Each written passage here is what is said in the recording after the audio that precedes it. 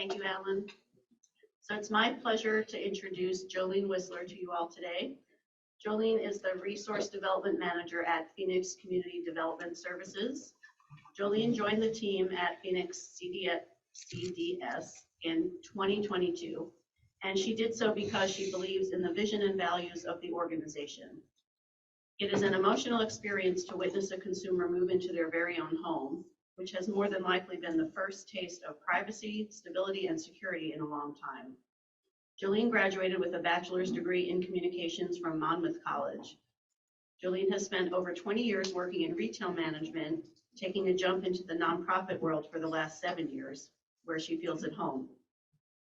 Currently, Jolene serves as a founding member of the Monmouth Area Alumni Association of Kappa Delta Sorority, and is the Peoria chapter lead for the National Cervical Cancer Coalition. Jolene is a cervical cancer survivor and has been an active advocate for cervical cancer awareness since 2006. In Jolene's free time, she enjoys being trackside at a NASCAR race. She's going to Talladega very soon, and she tries to travel to a new track each year. She finds the roar of the engines at max speed side by side absolutely exhilarating. Finally, Jolene treasures time with her family and close friends. She loves surprising her family by making a dish from holidays past for all to enjoy and reminisce. Spending quality time together with good food, laughter, and love, what could be better than that? Jolene, I'll turn it over to you.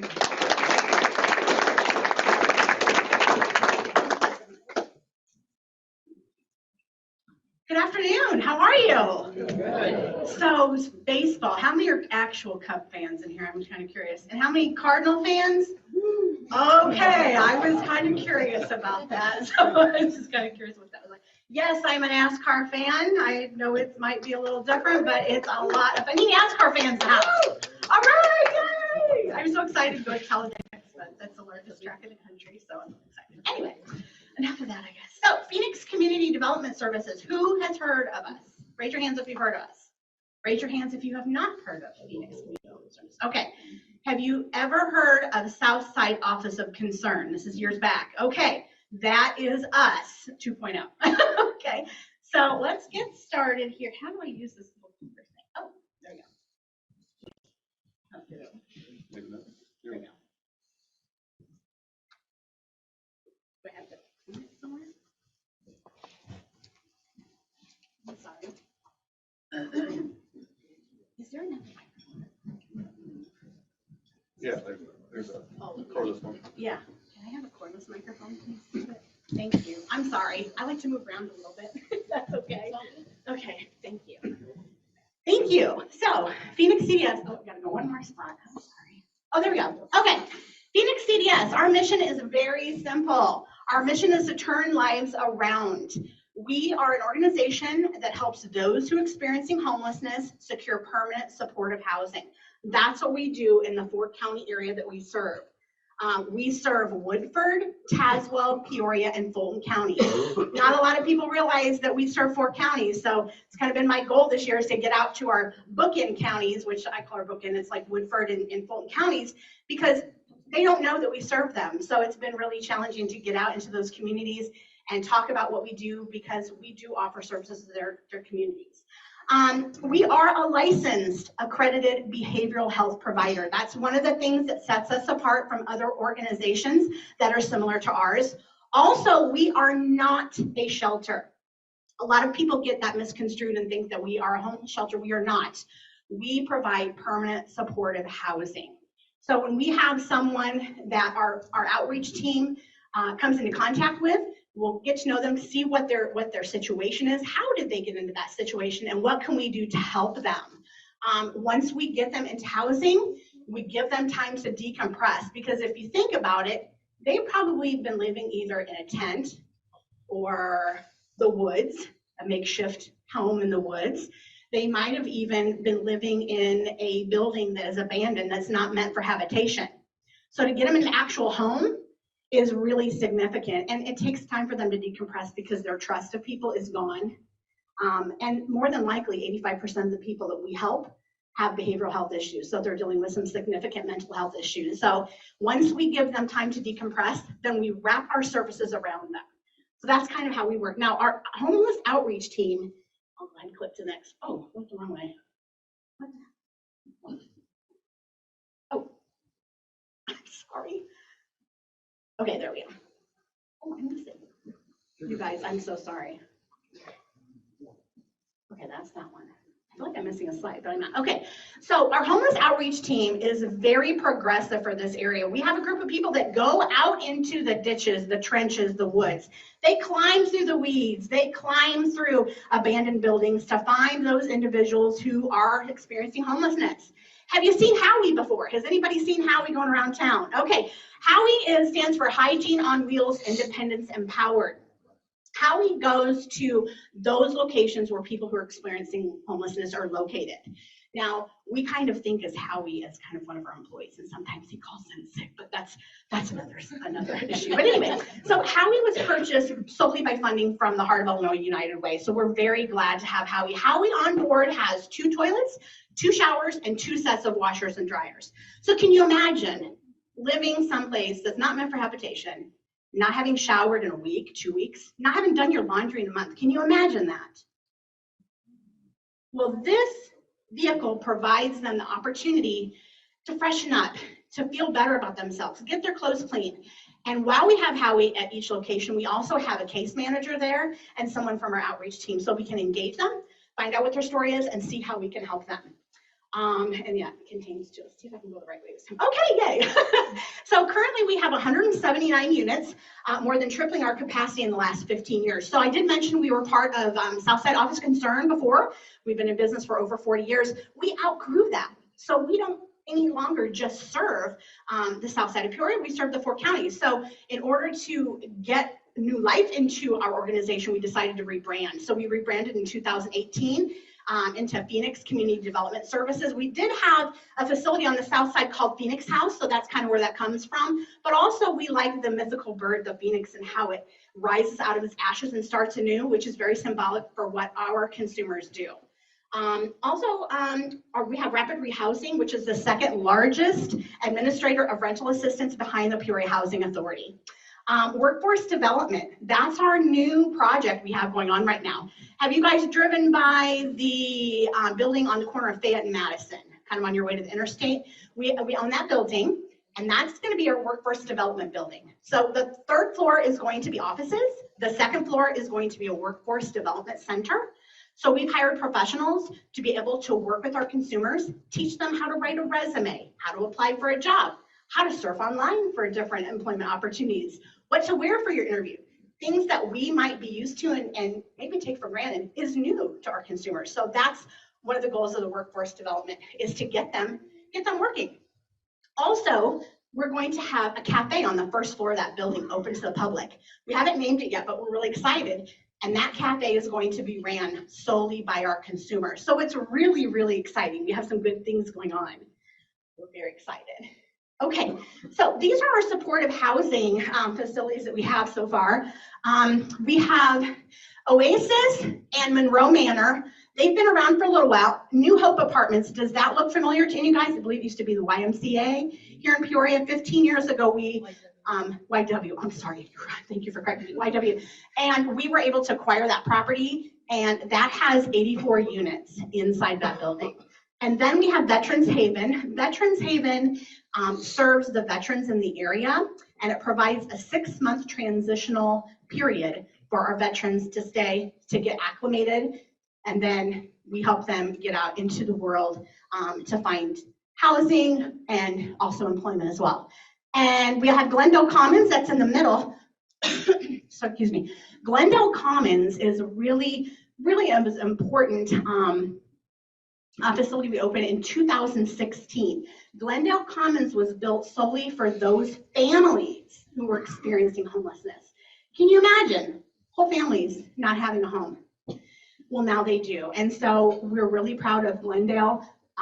It's just a beautiful property. We also have some gardens also adjacent to it that our consumers can utilize and enjoy the gardens. They're just beautiful. And then our newest one is Madison 2. That opened in May of last year. Do you guys remember seeing that on the news at all? They built it right from scratch. It has 24 units in it, 2 conference rooms and a commons area. And it's just a fabulous, fabulous property that we have. I was really excited to be able to be present when we had some consumers move in. And I have to tell you one story where I'm at on time because I tend to talk. So I gotta watch. Okay, good. So I had just started in May at Phoenix CDS, and I wanted to go over and help if I can when the consumers move in. And one of the girls that moved in was extremely emotional. And so I'm just kind of, helping carry boxes, and she went downstairs to get a box. The other lady that was with her said, do you know her story? And I said, no, I sure don't. She said, well, I'm a school teacher, retired school teacher, and this is one of my students. And she said, I was driving along the road in Peoria, and I was at a stoplight, and I looked over and saw one of my former students with everything that she had in a garbage bag. So she pulled over, flagged her down, hey, remember me? Oh yeah, Mrs. blah, blah, blah, blah. So they talked, and that school teacher got a hold of us, and we were able to help get her former student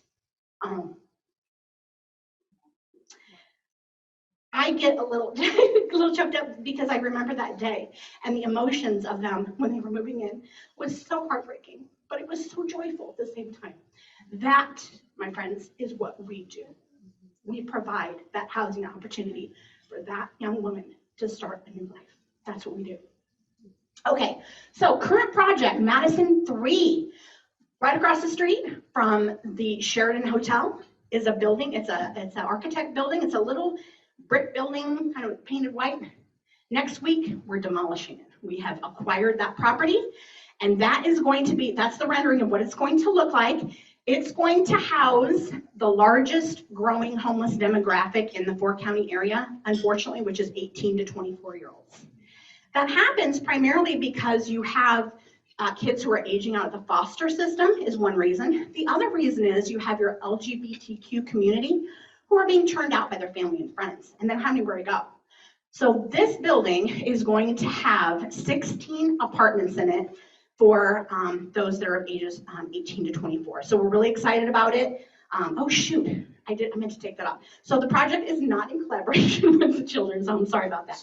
But it is going to be a beautiful property. So if you're driving by and you see chain link fence around there, that's why it's there. They just put up the chain link fence yesterday, and they're knocking the building down next week. So pretty exciting stuff. Okay, this building is actually right here. This is our current building, this building right there. That's the first floor has our administrative building, the second and third floor are housing. The building next to it right here, that's the back end of the building you just saw. So we're going to take our mural and we're going to stretch it out to that. And then the gray building is the building that's currently there that opened last May. What you see here is the urban oasis. So we are going to be building, once that building is up, that urban oasis is going to be in. Because we wanted a spot for our residents to be able to enjoy the outside. You guys have your homes, apartments where you live. Can you imagine not having grass or a backyard to be able to sit out and enjoy the weather? They don't have that currently, so that's why we wanted to provide that for them. We also have a stage at the end down there. We'll have local artists come and perform. So it's really exciting, and we're really excited to have this green space for our consumers. Okay, Phoenix Manor. This is really exciting, you guys. Do you remember, of course, there's a picture there, the old Methodist nursing school? Back in the day, I believe it was a hotel, Ramada. Yeah. We have purchased that property. So we are going to be turning it into a 55 supportive, permanent supportive housing unit building.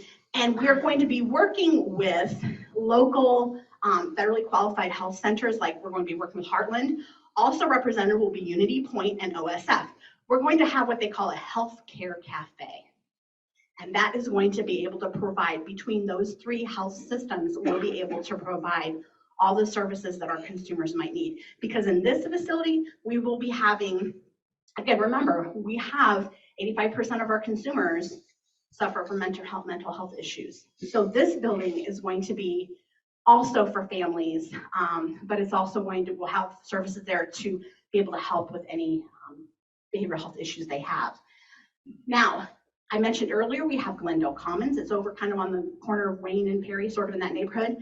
With this building, we have a lot of inventory. So we will literally be ending homelessness for families in the area. So that's why we're so excited about this building, and that's why it's going to be such an asset to our community.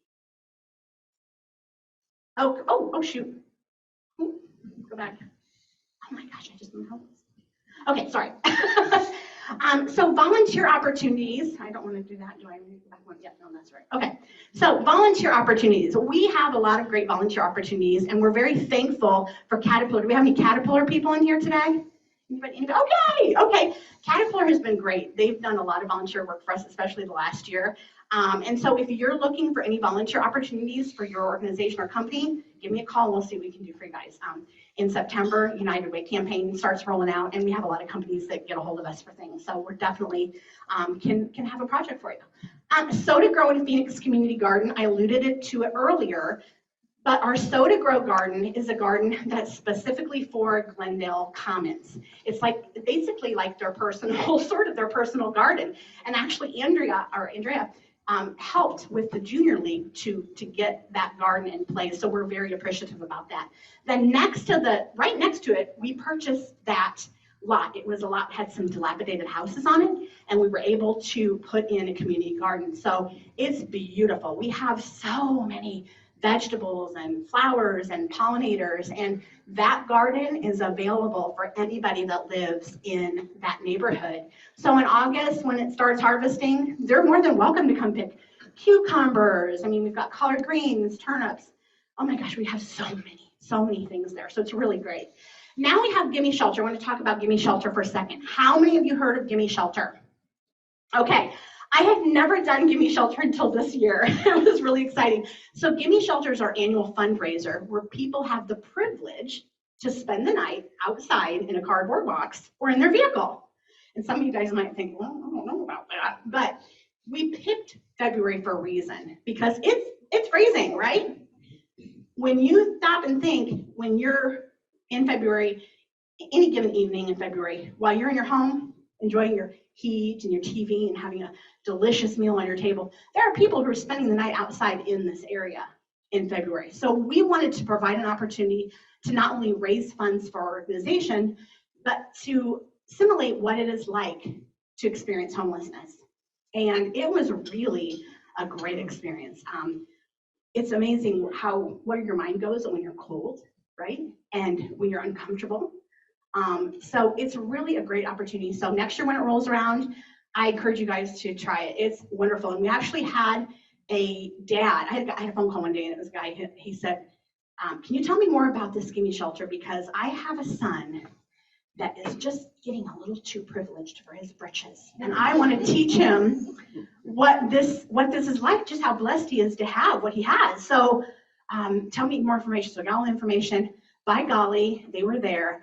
And that kid was so excited when he got there, and he had his bat and ball. He was going to play basketball inside. He was just full of energy, right? Really good kid. And and the kid was 10. So we had, we do have our speakers for Gimme Shelter, and I saw him whispering to his dad, and I thought, what's going on there? This little boy was asking his dad questions, and his dad was asking questions to us.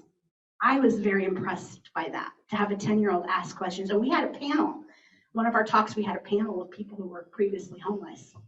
And he was asking them questions about their life and how they got that way and like, what was this like? He wasn't, his dad was, but he was the one that was asking questions. It was really cool. So in the next morning, right, rolls around, right? I see him at breakfast at 5:30, and I said, well, how are you this morning? And he goes, like that. So I think he got the picture of what it's like, but he was just a good kid. So with that said, we have a Gimme Shelter video that I'd like to show from just this year, and it's pretty cool. So. It is definitely a painful experience, but it's valuable. Stay humble. It's gonna be a little chilly. There's no getting away from the cold. It gets cold, yeah, it's cold out here, and that concrete's hard. I'm Molly Pilgreen. I'm the Chief Operating Officer of Phoenix Community Development Services.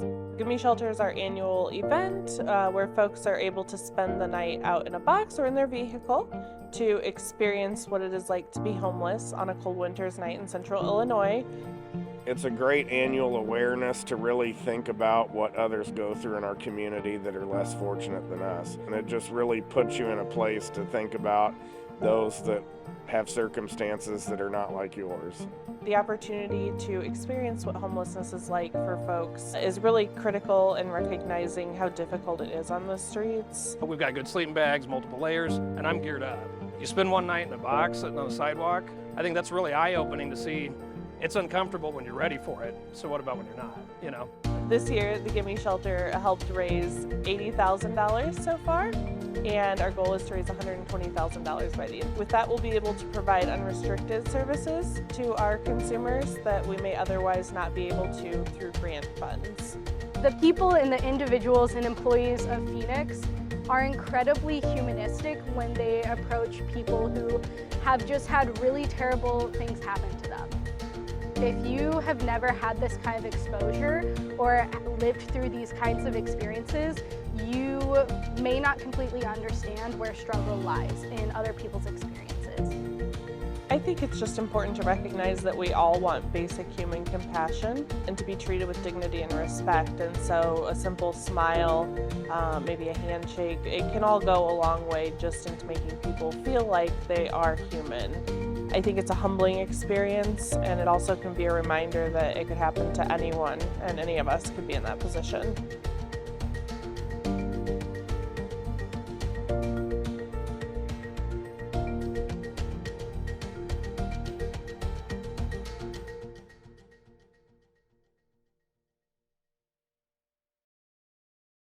Isn't that cool? That is just great. We were lit the Murray Baker Bridge up that night, so that was pretty exciting to see that. And I was amazed when Lawrence sent me that video, because I had not talked to any of the people he talked to. He was just talking to them on his own. And those Bradley students and everybody, that's what they said, I couldn't have said it better myself. I could have scripted it better. They did an unbelievable job. And so hopefully you get a better idea of what Gimme Shelter is and how it impacts our community. Okay. So our staff, there's Chris Call. She's our CEO. Unbelievable. I don't think the woman ever sleeps. She just does. She writes grants all the time, and she really is an imperative part of who we are. Also our volunteers. There's no way we could do the things we do in the community without the volunteers. They are the heartbeat of what we do. So again, if you are interested in volunteering, we have some opportunities for you. And finally, our consumers. That tree you see is on the wall when you enter our administrative offices. That is 4 years worth of leaves, what looks like leaves. So what that is those leaves are a key attached to a ribbon, and that represents every single person that we were able to end homelessness for. In 2022, we ended homelessness for 520 people in the 4-county region. And in 2021, we ended homelessness for 483 people. So you do the math. That's significant. So that's who we are, and that's what we do. There's still time to donate to Gimme Shelter tomorrow at 11:59 if you're so inclined. But it's been really a privilege to be able to work at Phoenix CDS and see what we do. I've never in my life, until I started working here, saw what compassion really, truly is. So thank you. Thank you very much. Any questions? Oh, yeah. Go ahead. Where does your money come from? Where does our money come from? We get a lot of funding from federal funding, state funding, donations. That's where we get our money from. That's how we are able to do what we do. So those grants are significant to our life. Yeah. Did that answer your question? What's your yearly budget? What kind of money do you spend all year?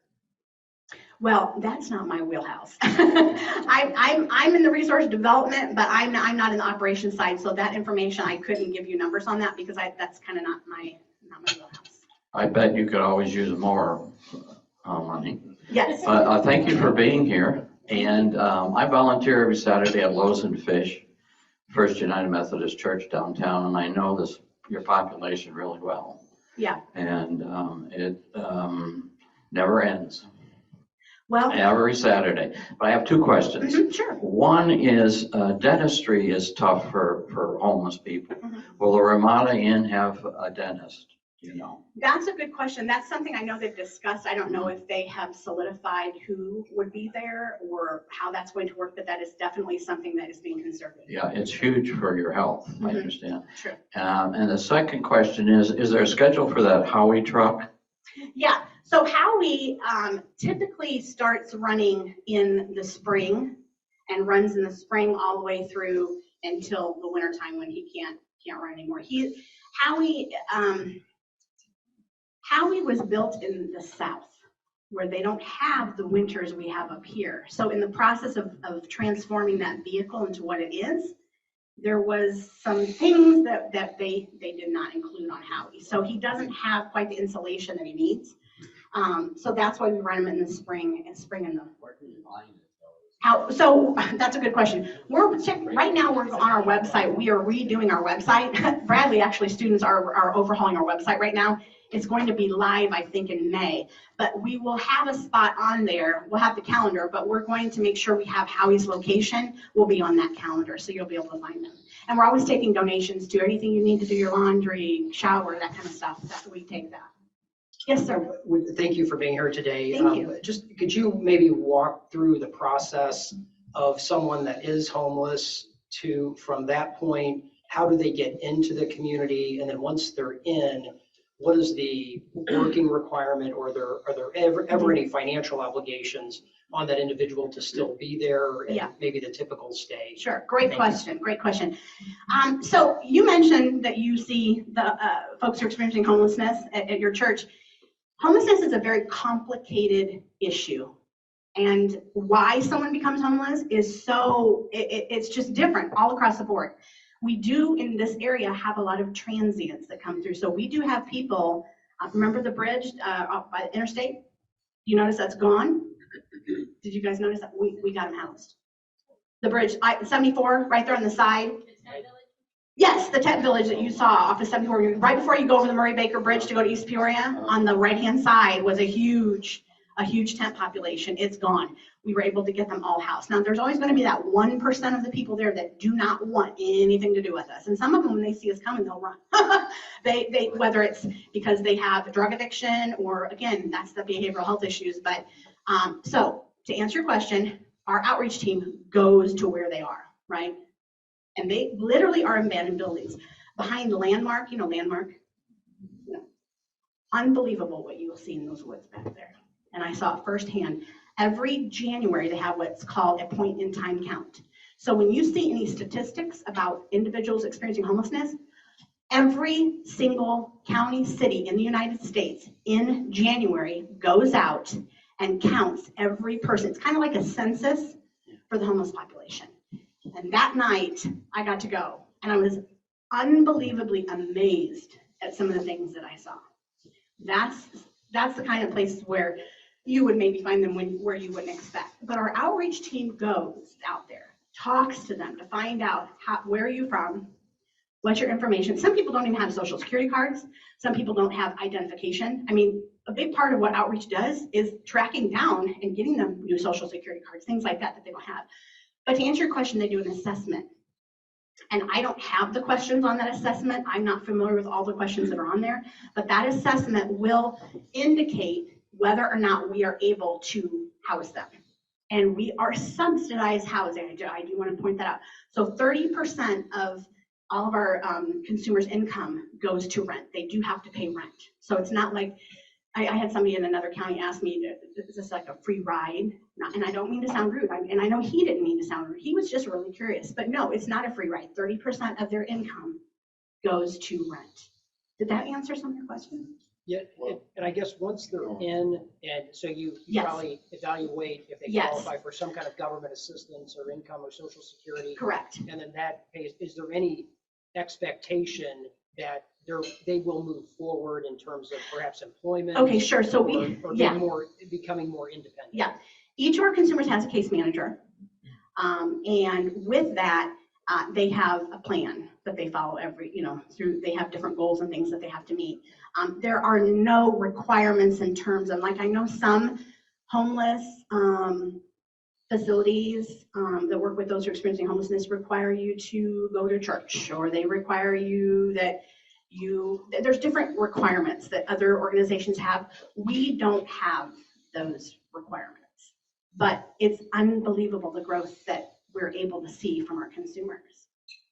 And it's just unbelievable. I don't know. I don't feel like I didn't answer your question. No, but I tried. that was Okay. helpful. Yes, sir. Just to piggyback on, yeah, great question. Just to piggyback, so where do they go? What's the end game? What's the Well, goal? it's permanent supportive housing. It is It's so they permanent can stay supportive there housing. They can. indefinitely. But they can also go out on their own if they would like. We have a consumer, and she was in that video.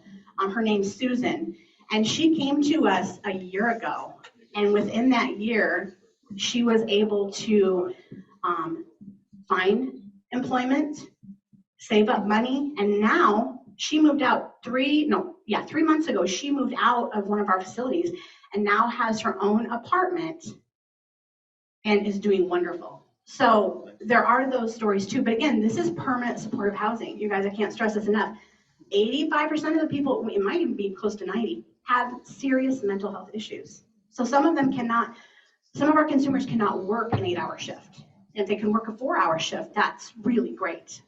So, yeah. 2 questions. Sure. How many illegals do you run into? I mean, you're talking about undocumented people that you run into. Are they illegals or? I don't have that information. Okay. I'm sorry. I'm not in the outreach, so I don't really work with close hand with what they do. Okay. Second question would be, you're talking about the mental issues and around the country, they're talking about a lot of gun violence brought on by people with mental issues.